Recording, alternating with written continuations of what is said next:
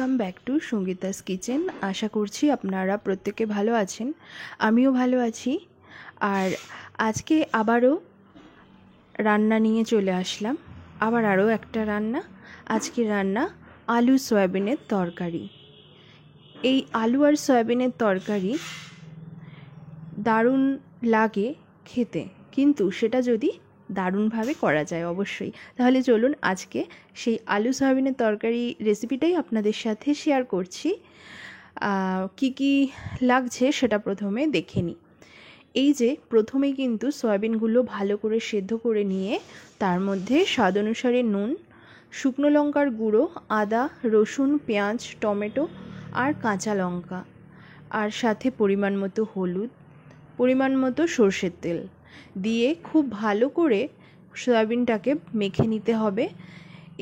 অনেকেই কিন্তু সয়াবিন ভেজে ডাইরেক্ট তরকারিতে দিয়ে দেন, কিন্তু সেক্ষেত্রে কি হয়, সয়াবিনের একটা কাঁচা কাঁচা গন্ধ থাকে, যেটা পার্টিকুলারলি আমার পছন্দ না, আমার মনে হয় অনেকেরই সেটা পছন্দ নয়।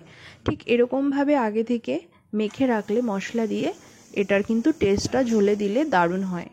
এরপর ওটা তো ম্যারিনেট করা থাকলো, এই সয়াবিনটা কড়াইতে দিলাম সরষের তেল, দিলাম গোটা তেজপাতা ফোড়ন, আর কিচ্ছু না। এটা গরম হলে এবার সয়াবিনের জন্য যে আলু কেটে রাখা হয়েছে সেই আলুগুলো ভেজে নেব। তার জন্য কড়াইতে দিয়ে দেওয়া হলো গরম হলে তেল।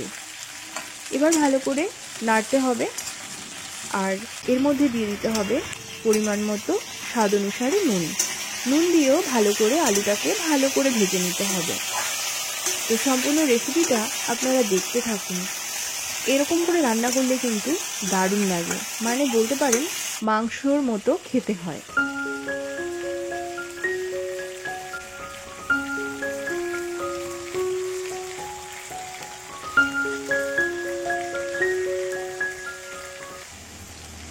দিয়ে দেওয়া হলো পরিমাণ মতো হলুদ, নুন তো আগেই দেওয়া হয়েছিল, পরিমাণ মতো হলুদ দিয়ে দেওয়া হলো। এবারে কিন্তু আলু ভেজে আলাদা করে অন্য পাত্রে নামিয়ে রেখে এটা রান্না করা হবে না, একেবারেই এটা করে ফেলা হবে। আর এতে সময়টাও কম লাগে, চটজলদি হয়েও যায়, আর খেতেও কিন্তু কোনো অংশে মানে স্বাদের কোনো অংশে হেরফের হয় না।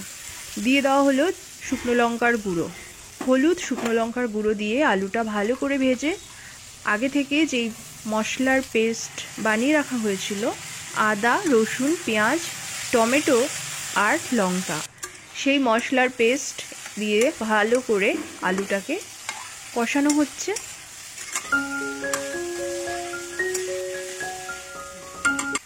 খুব ভালো করে মশলা দিয়ে আলু কষানো হয়ে গেছে। এবার ম্যারিনেট করে রাখা সয়াবিনগুলো দিয়ে দেওয়া হলো। ঠিক যেমনভাবে মাংস রান্না করা হয় সেই পদ্ধতিতেই করা হচ্ছে। এবার সয়াবিন আর আলু ভালো করে মশলার সাথে কষে নিতে হবে। বেশ খানিকক্ষণ ধরেই কিন্তু এই কাজটা করতে হবে, না হলে সয়াবিন আলুর তরকারির যে সুন্দর একটা টেস্ট আসে সেটা আসবে না। খুব ভালো করে কষানোর পর হালকা হালকা তেল যখন ওপর থেকে ভেসে উঠেছে, তখন কিন্তু পরিমাণ মতো ঝোলের জন্য জল দিয়ে দেওয়া হলো। এইবার ভালো করে সব একসাথে নেড়ে চেড়ে নিয়ে যখন একটু বেশি করে জাল উঠবে, তখন ফ্লেমটা লো করে দিয়ে ঢাকনা দিয়ে দিতে হবে। এই যে জাল তো উঠেই গেছে, এবার এর মধ্যে দিয়ে দিতে হবে ঢাকনাটা। অবশ্যই ফ্লেমটাকে লো করে তারপর দিতে হবে, যাতে আলুটা বাদবাকি যতটুকু সেদ্ধ হওয়ার বাকি আছে হয়ে যাবে। এই যে হয়েও গেছে, আর এরপর ঢাকনা তুলে ভালো করে একবার নেড়ে চেড়ে নিলেই কিন্তু তৈরি আলু সয়াবিনের দুর্দান্ত স্বাদের এই তরকারিটা। আসলে আর একটা জিনিস দেওয়া হয়েছিল, যেটা আমি এখানে স্কিপ করে গেছি, বলা হয়নি বা ক্যামেরাতে দেখানো হলেও সেটা বোঝা যায়নি। এই আলু আর সয়াবিন যখন কষানো হচ্ছিল, তখন কিন্তু একটু গুঁড়ো গরম মশলা দেওয়া হয়েছিল, সেটা দিয়ে কষানোর পর তারপর ঝোল দিয়ে দেওয়া হয়েছিল। সেটা আমি বলে দিলাম, আপনারা এটা দিয়ে দেবেন।